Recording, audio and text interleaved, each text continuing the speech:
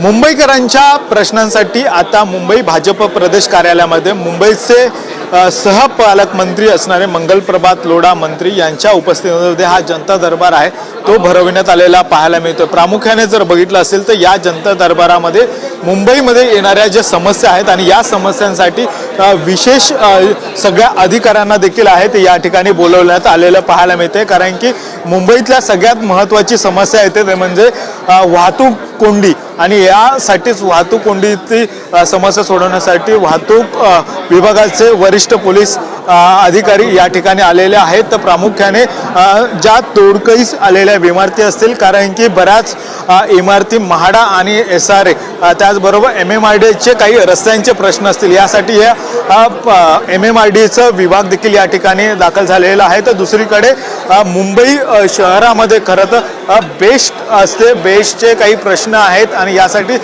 बेस्टसह देखील आहेत या ठिकाणी ह्या स्टॉल्स लावण्यात आलेले पाहायला मिळत आहे।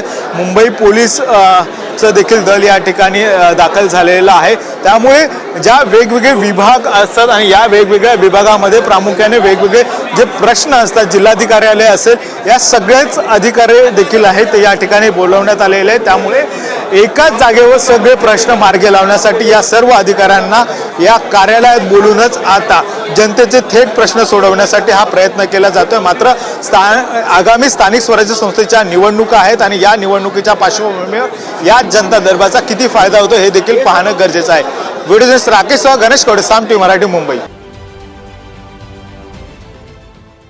देश विदेशातील प्रत्येक घडामोडींचे लाईव्ह अपडेट मिळवण्यासाठी आता साम टीव्हीच्या सर्व सोशल मीडिया प्लॅटफॉर्मला लाईक, फॉलो आणि सबस्क्राईब करा।